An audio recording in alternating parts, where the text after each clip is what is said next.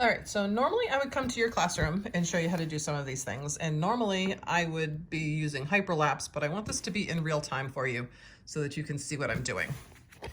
These are a couple of my books. This is the first book that I did. So I know that you are starting to cut some of the pages out. So I want to show you some of those things, and then I'll go back and I'll talk to you more about some of the things that are happening in my book.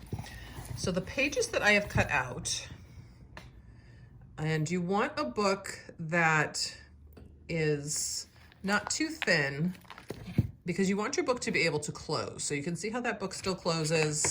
This one still closes. And even though this was a thicker book, this one still closes as well. When I am choosing what pages to cut out, sometimes I am thinking about what is happening in the book. For instance, what a page might say, or what there might be for writing on some of those pages. And sometimes I'm just removing sections. And when I remove a section, it's usually 1/4 of an inch or so, depending on the size of the book.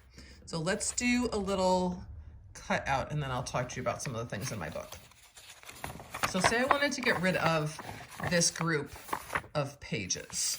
What I would do is get something to put inside my book. This just happens to be like for cutting vegetables. And I am gonna cram this in to the binding of the book. And I have an X-Acto knife. You could use a utility knife. And when I cut these pages, you could also use a piece of cardboard. I am going to not cut them way inside the book. So I don't want to get way inside here because I don't want to cut where it's stitched. I want to come out probably about 1/4 of an inch. Now, if you wanted to follow along the edge of a ruler, you could. If you want it to be precise, I would say just have a sharp knife. All right, so I've cut through those pages, and voila, the other pages are intact and we are good.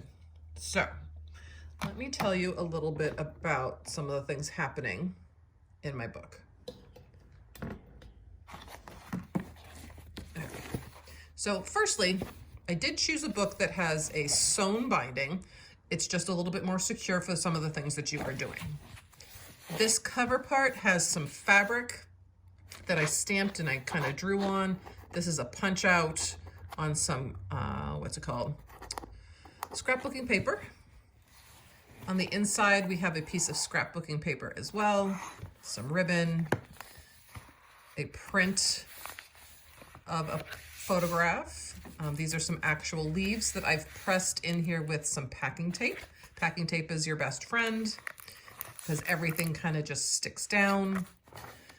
I found that I liked that this said a quiet strength.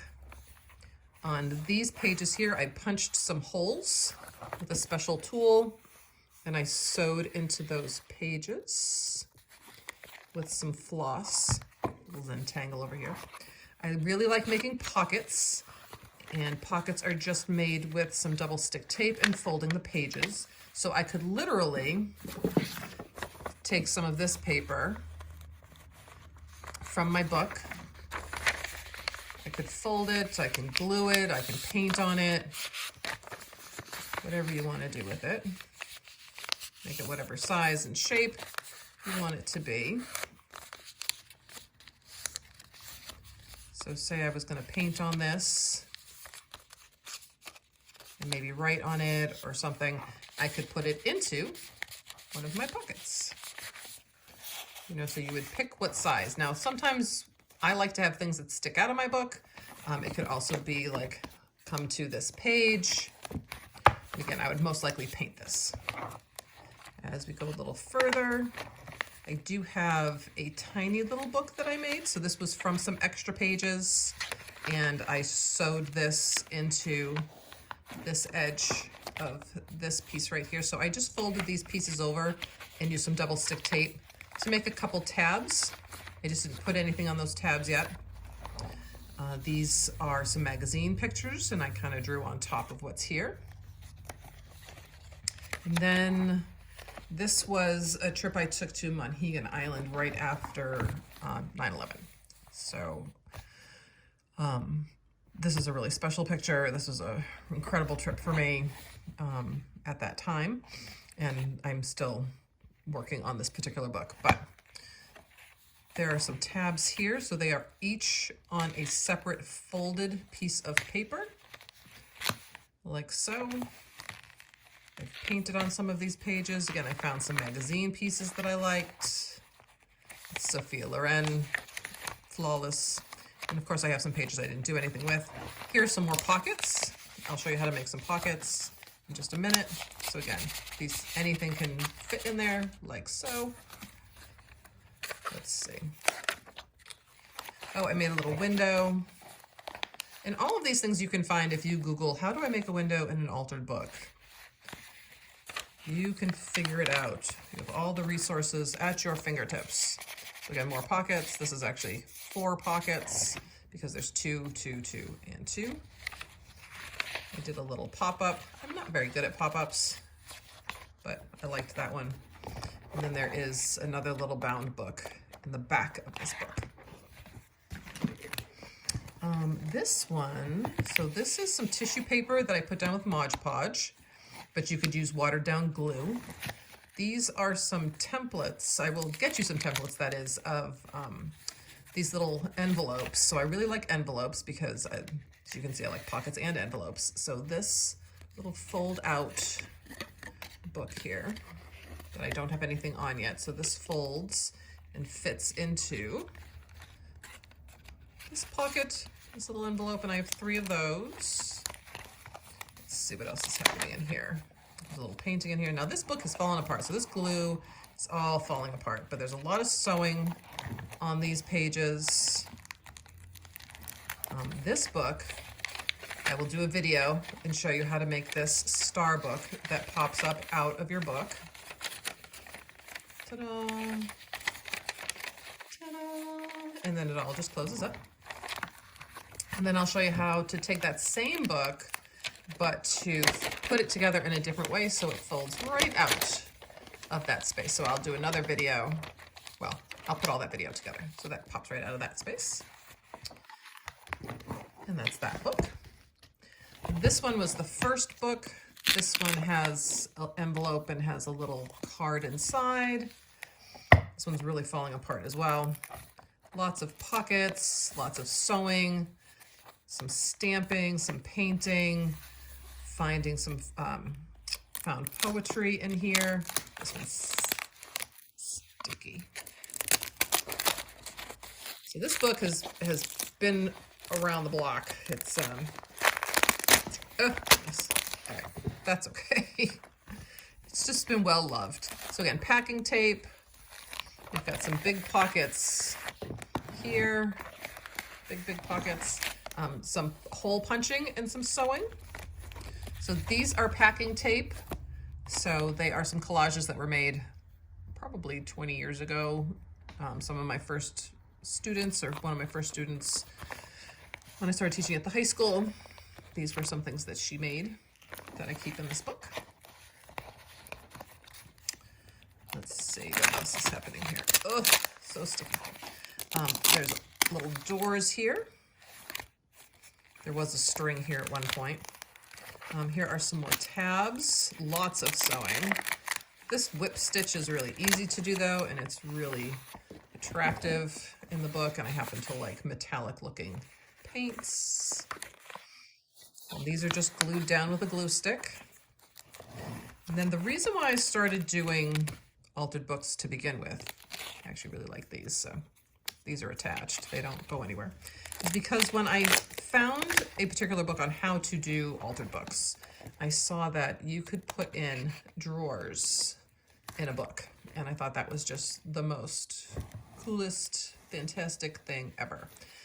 That requires a lot of glue, a thick enough book that you can fit this matchbox into, so you have to do a lot of cutting to get that to happen. So you can see the other part of the matchbox is in here. I can show you how to do that if that's something that you want to do. I will add that to my video series. So let's go back to something that I can find a page to do something to. So say for instance on this page, had a little piece of tissue paper. There we go. So a piece of tissue paper here. How am I gonna stick it on here? Well, I could stick it on here with packing tape. I could put it on here with watered down glue. I don't happen to have any watered down glue. What I do have is just some medium, which is essentially watered down glue. It's just fancy. So I'm just gonna put some on here. I'm gonna use a brush.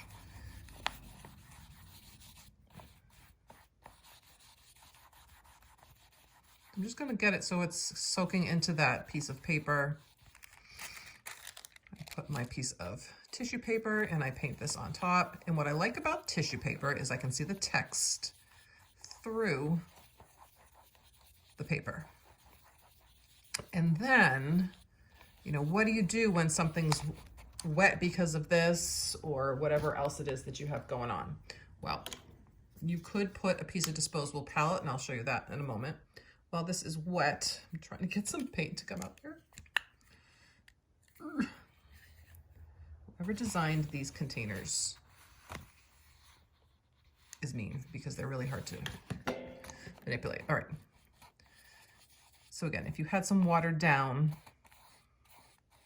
glue and you add it to your paint, you can see through it. So even though this happens to be an opaque paint, because it's watered down a bit, it becomes transparent and you can see that text through there. So now I have this fancy schmancy dryer tool that lets me dry stuff, but I don't want to hold it too close because it's gonna cook my paper. If you need to wait for something to dry, though a hairdryer will work just fine, you could just take parchment paper. You could use wax paper. And then that's essentially what disposable palette is, something that we use in the painting class. Of course, I don't have a piece nearby, so I can't exactly go and do that. But a hairdryer would make quick work of something like this.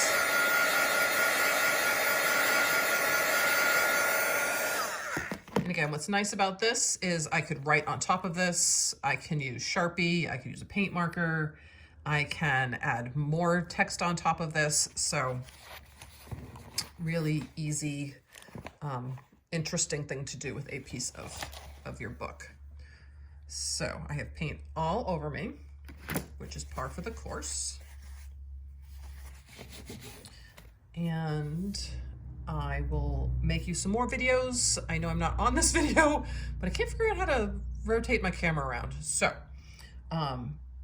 let me know if you have any questions and I'll be sending you some more videos. Have a great day.